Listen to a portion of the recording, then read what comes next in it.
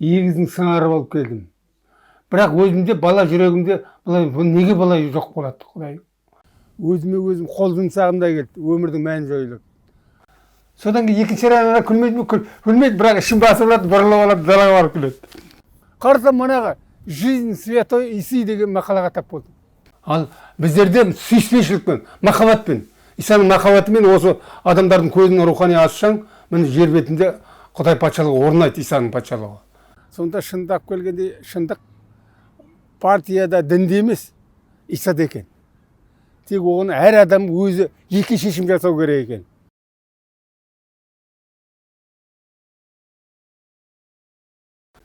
Мен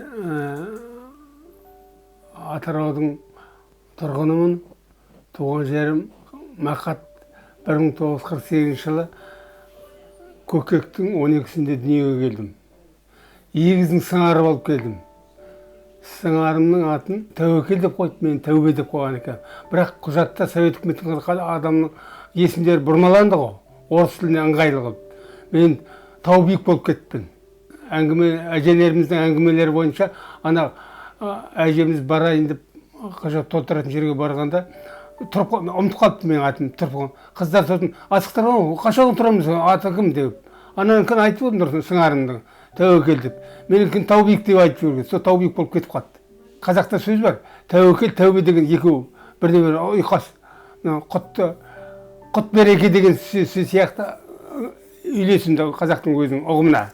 Мектепте жүргенде біздерді оқытты ғой, Құдайды жоқ деп. Бірақ өзімде, бала жүрегімде, неге былай жоқ болады, Құдай? Неге мен өз жерімде ана тілім жүрмейді? Осылар менің ақылыма сыймады. Әкем ерте қайтыс болды, бірінші класс оқып жүргенде. Шешем мені Құдай барғып, соған үйлендіруге тырысты мені Құдайға. Бірақ мен оған сенген жоқпын, мен жалпы ағым солай ғой, Құдайға сенбейтін. Онымен ұрсыстым, Құдай жоқ деп. Сосын, бірақ ішінде сондай сұрақтар болды өзімде. Неге қазақ жер өз жерімде жүрмін, ана тілін жүрмейтін? Мен орыс тілінен көп қорқып көрдім. 10 класты бітіргенде мен орыс тілден сабақты бергенде, жаттау бергенде шуылдатып айтып берем, не айтып жатқанын білмеймін. Түсінгенімді айта алмаймын. Түсінемін, бірақ айта алмаймын. Сөзді байланыстыра алмаймын. Сөйтіп көп қорқып көрдім. Сосын оны бітіргеннен кейін армияға кеттім ғой. Армияға оралғанда орысша сөйлесем, ертең бәрі ішім басып, бәрі күледі. Сосын бір күні бір капитан аңғарып қалыпты. Темекі тататын жерге жиналады ғой, әскерлерде, офицерде. Бір офицер капитан өзі, біздің ротаның басшысы. Сол мені шақырып алды.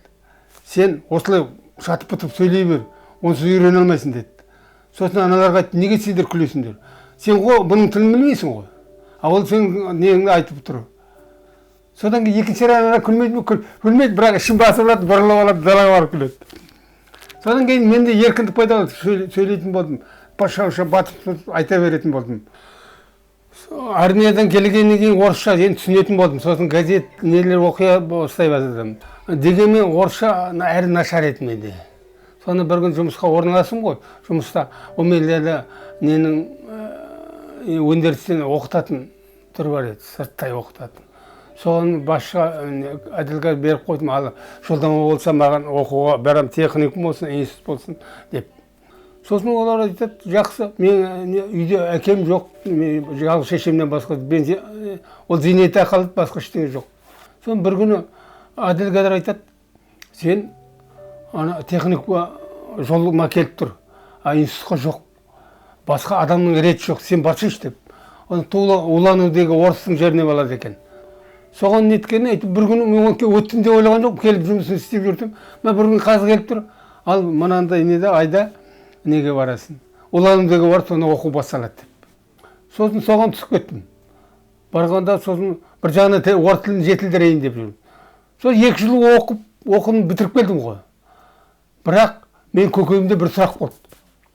Неге мен қазақ тілінің өзім жерімде жүрмейді? Құдайдың бар екені рас па? Неге ойымызға келген істейді адамдар? Сөйтіп сұрақ қойдым. Сосын келгеннен кейін анда жүрсем, коммунистке кірген бір жігіт оқып жүр. Алып батқан білімі жоқ, бірақ коммунистің мүшесі. Оған жеңілдік жасайды. проект сызу үшін оған көшірмесін береді, міне мынаны көшіріп аласың деп.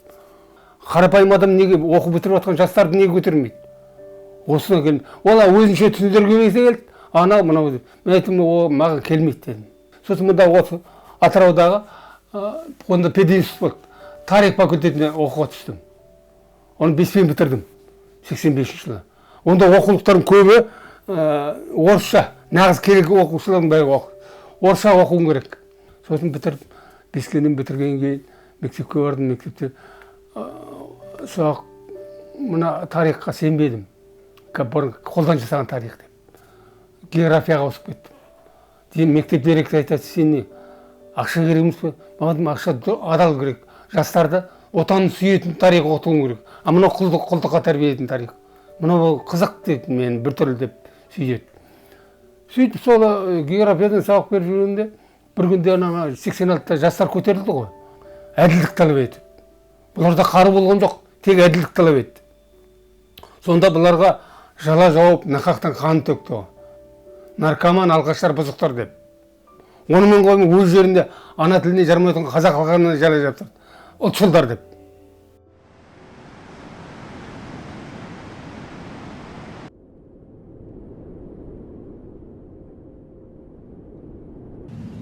Мен сонда қатты ойландым. Сонда мен қайда жүрмін? Өмірдің мәні жоқ болып кетті ғой. Біз сонда құлмыз, ақылға мақтанып келген екенбіз. Деп мен жаным күйзеліп жүрді. Өзіме өзім қол жұмсағымдай келді. Өмірдің мәні жойылып. Кітапханаға аралап жүрсем, көпірдің аузында партия кітапханасы дейді. Соның екінші қабатына кіріп көтеріп, оқу залына барсам, журналдарды сонымен Совет үкіметінде «Наука и религия» деген журнал болды. Сол қосыма қолыма түсті. Дін жерінде не айтып жатыр екен, соны алып қойып қалсам, қарасам манағы «Жизнь святой Иси» деген мақалаға тап болдым. Ол басында ескертіп жазады. Бұл кісіні батыста Иисус деп атайды, шығыста Иса деп атайды. Таң қалып қалдым. Мен бұрын Исаны оқыған жоқ, бірақ естуім бар еді ауызша кісілерден. Бірақ ол орыстікі дейтін еді.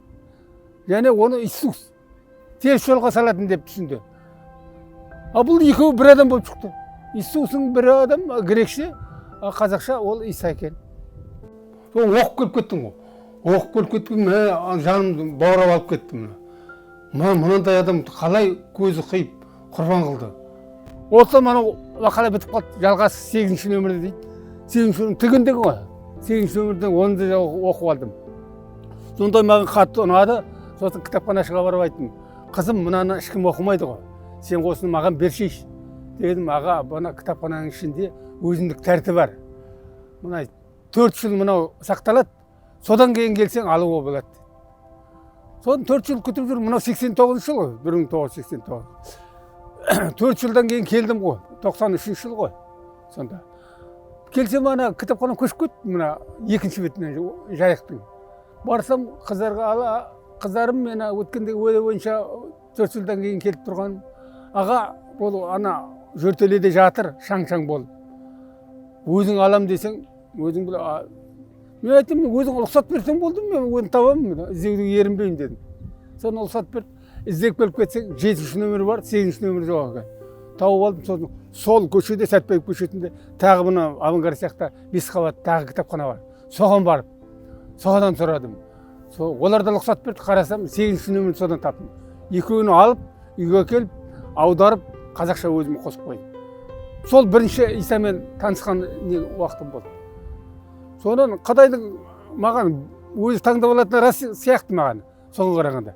Содан тағы да бір апта сайын, не сайын кітапханаларды аралайтын бармыз. Бір күн мына сол көпірдің аузындағы сол манағы кітапхана бірінші танысқан кітапхананың алдында бір кітап дүкені болды. Наука деген, омезлі наука деген. Соның ішіне кірсем, кітаптар тұр. Ішінде бір Ақсақөлдің ақыл сөзі деген кітап тұр. Ішіне бірақ мекен жайын жазып қойды.